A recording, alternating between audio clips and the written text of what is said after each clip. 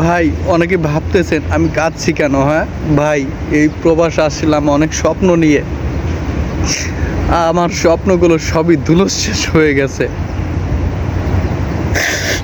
আমি প্রবাসে অনেক স্বপ্ন নিয়ে আসছিলাম, মা বাবাকে অনেক স্বপ্ন দেখিয়েছিলাম। আমার সেই স্বপ্নটা আজ নিঃস্বপ্ন হয়ে গেছে, চোরমার হয়ে গেছে। ছয়টি বছর বিদেশ করলাম, না পারলাম ফ্যামিলির জন্য কিছু করতে, না পারলাম মা বাবাকে সুখী করতে, না পারলাম নিজে সুখী হতে।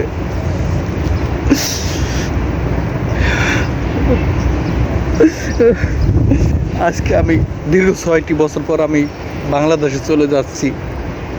কিছুই করতে পারিনি ভাই। আপনারা আমার মতো প্রবাস আসার চিন্তা ভাবনা কেউ করেন না। এই প্রবাসে কিছুই পাবেন না, শুধু কষ্ট আর কষ্ট, নান্যত আর নান্যত। আপনি কি করতেছেন এখানে না করতেছেন কেউ দেখতেছে না। সবাই দেশের মানুষ মনে করে, বাংলাদেশের মানুষ মনে করে বিদেশে নাকি টাকার পাহাড়। এই যে এগুলো গাছের পাতা নাকি সবই টাকা, ঝাঁকি দিলেই ঝরঝরে টাকা পড়বে না ভাই। এখানে আমরা কত কষ্ট করি, কত কষ্টে দিন যাপন করি, এটা দেশের মানুষ বুঝে না। ওরা মনে করে আমরা টাকার মেশিন।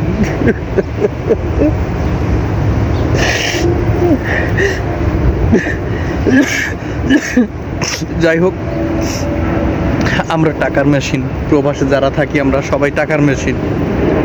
আমরা ফ্যামিলিকে দিতে পারলে তারা হ্যাপি, খুশি, তাদের কাছে আমরা ভালো, না দিতে পারলে আমরা খারাপ। আমরা তাদের জন্য কিছুই করি না। আর বছরের পর বছর বিদেশ থেকে টাকা পয়সা দেশে পাঠাবেন, আপনার ফ্যামিলি চলে, তারা আনন্দ উল্লাস করে, অনেক আনন্দ করে, অনেক মজমাস্তি করে আপনাদের টাকা দিয়ে, আমাদের টাকা দিয়ে, প্রবাসীদের টাকা দিয়ে। যখন দেশে আপনি একবার চলে যাবেন তখন টাকা থাকবে না আপনার কাছে, তখন টাকা দিতে পারবেন না, তখন আপনারা তাদের কাছে কাল হয়ে দাঁড়াবেন, তাদের কাছে ভালো হতে পারবেন না। তারা তখন আপনাকে দেখতে পারবে না, ফ্যামিলির কাছে আপনি খারাপ হয়ে যাবেন, যেহেতু আপনি আগে এতদিন টাকা দিতে পারছেন, এখন দিতে পারছেন না। সেই জন্য প্রবাসে আসার চিন্তা ভাবনা বাদ দেন, দেশে থাকেন, দেশেই ভালো থাকেন। প্রবাসে এসে লাভ নাই ভাই। এই যে আমি 6 বছর পর, দীর্ঘ 6টি বছর পর বাংলাদেশে চলে যাচ্ছি, কিন্তু আমি কোনো টাকা পয়সা নিয়ে যেতে পারতেছি না। জানি না আমার কপালে কী হবে, আমার নসিবে কী হবে। তো আমি বিশ্বাস করি, আমার বিশ্বাস আমার মা বাবা অনেক ব্যতিক্রম, অন্যরকম। আমার মা বাবা আমাকে অনেক ভালোবাসে। আমি টাকা দিতে পারলেও ভালোবাসবে, আমি না দিতে পারলেও ভালোবাসবে। আমি তাদের সাথে ফোনে সবসময় কথা বলি, তারা সবসময় বলে বাবা টাকা লাগবে না, তুমি দেশে চলে আসো, তোমার কষ্ট করা লাগবে না, তুমি অনেক কষ্ট করো প্রবাসে। আমরা জানি প্রবাসে কত কষ্ট, প্রবাসে যারা থাকে তারা কত কষ্ট করে আমরা জানি। আমার মা বাবা ভাই বুঝে, তাদের জ্ঞান আছে, সেই জন্য আমি সাহস পাচ্ছি। অতএব আমার বেলায় এটা আশা করি ঘটবে না। আপনারা আমার জন্য দোয়া করবেন। আমি ভাই 6টি বছর কষ্ট করছি, এখন আর কষ্ট করতে চাই না। আমি বাংলাদেশে যে সুখী হতে চাই, হ্যাপি হতে চাই।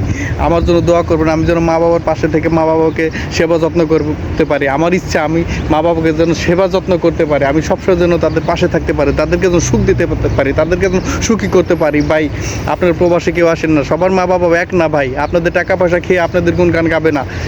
এই জন্য আপনারা বাংলাদেশে থাকেন, দেশে থেকে একটা কিছু করার চিন্তা ভাবনা করেন। আমার জন্য সবাই দোয়া করবেন। আসসালামু আলাইকুম। বিশ্বাস করেন ভাই, আমার এই কান্না কিন্তু সত্যি না।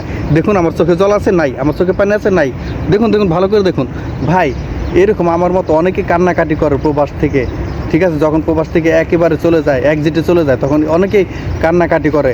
অনেকে মনে করে আমি প্রবাসে এত বছর থাকলাম, এখানে একটা মায়া জমে গেছে। অনেকে চিন্তা ভাবনা করে আমি প্রবাস থেকে এত বছর খাটার পর কী নিয়ে যেতে পারলাম, কিছু নিতে পারলাম না।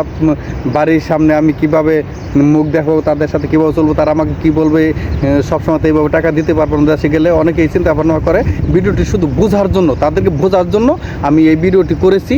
তো কেউ কিছু মনে করবে না। আসলে কিন্তু এটা আমার কান্নাটা সত্যি না, কিন্তু আমার মতো এরকম আমার যেটা এটা নাটক ছিল, কিন্তু এরকম কান্না অনেকেই করে, সত্যি বাস্তবে এরকম কান্নাকাটি করে। তো মানুষকে বোঝানোর জন্য আমার এই কান্নাটা। তো সবাই ভালো থাকবেন, আমাকে কিছু মনে করবেন না, ব্যাড কমেন্ট করবেন না। আল্লাহ হাফেজ, আসসালামু আলাইকুম। সবাই ভিডিওটি শেয়ার করে সবাইকে দেখার সুযোগ করে দেবেন। ধন্যবাদ।